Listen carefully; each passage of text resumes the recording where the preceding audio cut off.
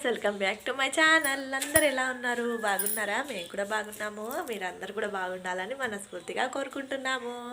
ముందుగా అందరికీ హ్యాపీ ఉగాది. అందరూ మంచిగా జరుపుకోర్రి. అందరూ ఉగాది పచ్చడి చేసుకొని తింటారు, కానీ నేనైతే ఎప్పుడు ఉగాది పచ్చడి చేయలేదు. ఈసారి చేద్దాం అనుకున్నా కానీ చేయలేదు, ఇక కొంచెం వీలు కాలేదు.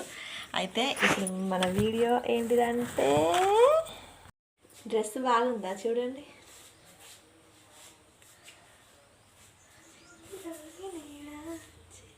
పూజ అయితే చేసుకున్నా ఫ్రెండ్స్. ఆ టైము 7 అవుతుంది. 7 వరకు అయితే పూజ కంప్లీట్ చేసేసుకున్నా.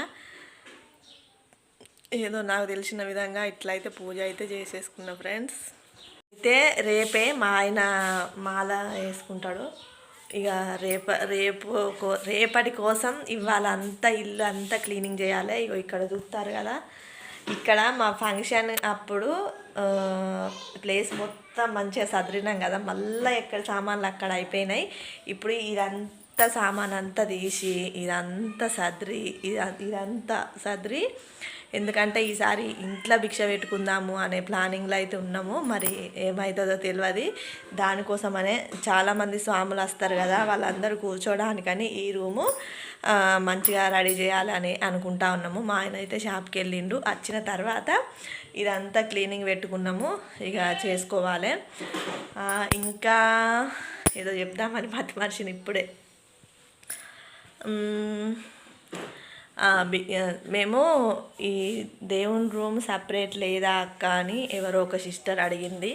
మేము ఈ ఇల్లు కట్టుకునేటప్పుడు, ఈ ఇల్లు కట్టి దాదాపుగా 5 సంవత్సరాలు అవుతుంది.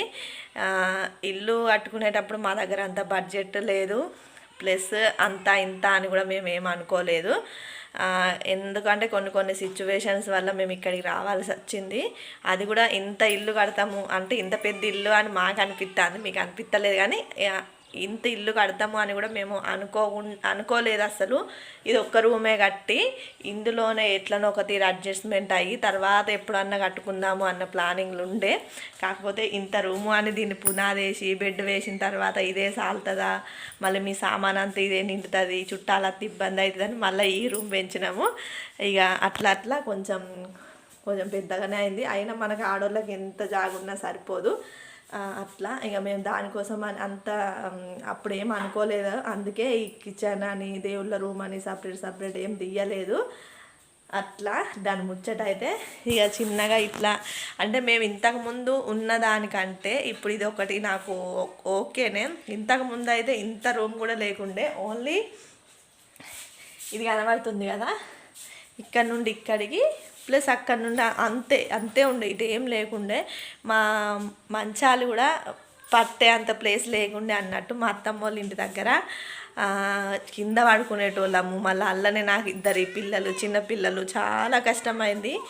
కొన్ని ఇబ్బందుల వల్ల అయితే మేము ఇక్కడికి రావాల్సి వచ్చింది. అందుకే ఆ దేవుళ్ళ రూము, కిచెను, బెడ్రూమ్ అని ఏం సపరేట్గా ఏం కట్టుకోలేదు. కట్టుకునే అంత అప్పుడు డబ్బులు కూడా లేవు. ఇక ముచ్చట అయితే ఇది. ఆ సిస్టర్ అడిగినందుకైతే చెప్పిన. ఏందిరా మా వాడు లేదు త్యాగడు. చెప్పు, కానీ పాలు తాగుతావా? తాగావు మరి. ఎటు పోదాం?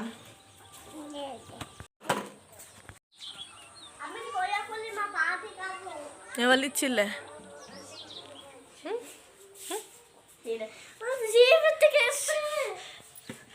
మిన్ను మామిడికాయ తెచ్చింది ఫ్రెండ్స్. సరే ఆడు తినాడు, తినాడు అంటే పిసా ఇదే ఉంచుది. చాయ్ వస్తారా? చాయ్ తాగేవరా? అమ్ములు ఇట్రారా, అమ్ములు ఏమై అట్లా అంటే 15 గారెలు చేసిన. కొన్ని తిన్నాము, కొన్నే ఉన్నాయి, ఎక్కువ అయితే చేయలేదు. ఇట్లా పట్టుకో. అయితే పూరీలు మెత్తగా, నాకేమో ఇట్లా మెత్తగా ఉంటే ఇష్టం, మా ఆయనకేమో కడక్ ఉండాలి, కానీ నాకేమో కడక్ చేయరాదు కదా. ఈ మనిషి అమ్మ అయితే ఇక్కడైతే కూర మసులుతా ఉన్నది. ఏం కూర అంటే, మేము ఎప్పుడు పండగ చేసుకున్నా కూడా గారెలు చేస్తాం కదా, ఆ గారెల పప్పే కొంచెం ఉంచి ఇట్లా చేస్తాము. దీన్ని మా భాషలో పిల్లవడ అంటాము. మరి మీరు ఏమంటారో తెలియదు. మీరు అసలు చేసుకుంటారో చేసుకోరో కూడా నాకు తెలియదు, కానీ మేమైతే చేసుకుంటాం. మా అమ్మ వాళ్ళు మేము. ఇది కూర అంటే నాకు చాలా ఇష్టము.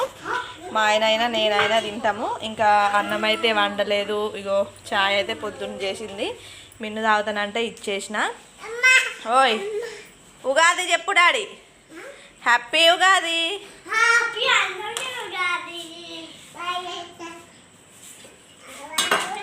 హ్యాపీ ఉగాది చెప్పు. ఏంటిది పొద్దుంతానే మా వీడియో పెట్టలేదు, కానీ సాయంత్రం పూట కనబడుతుంది అని అనుకోకండి. ఈ రూమ్ అంతా క్లీన్ చేసినాం, అందుకే వీడియో అయితే తీయలేదు.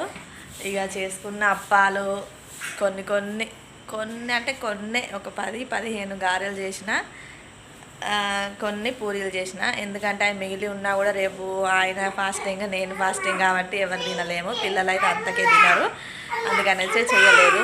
ఇంతసేపు బిజీగానే అయిపోయింది. ఏంటిది అమ్మ మాట్లాడంగానే చెప్పు.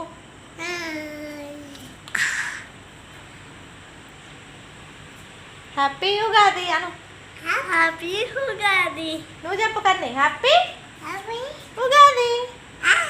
ఉగాది ఉగాది ఉగాది.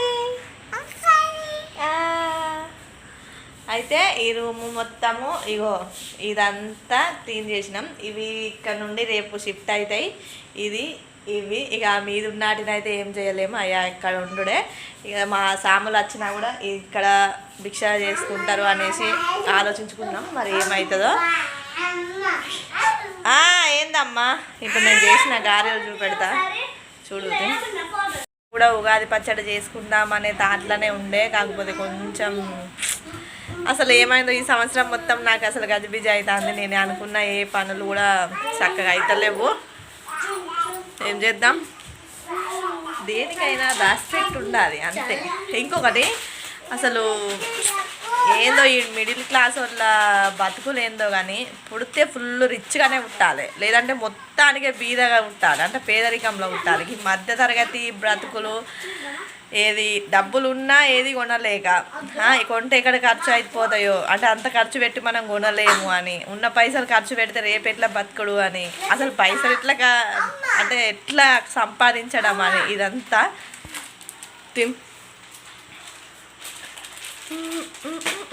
మా పిల్లగాళ్ళకి అయితే పటప్పట్ల నిద్ర రాదు.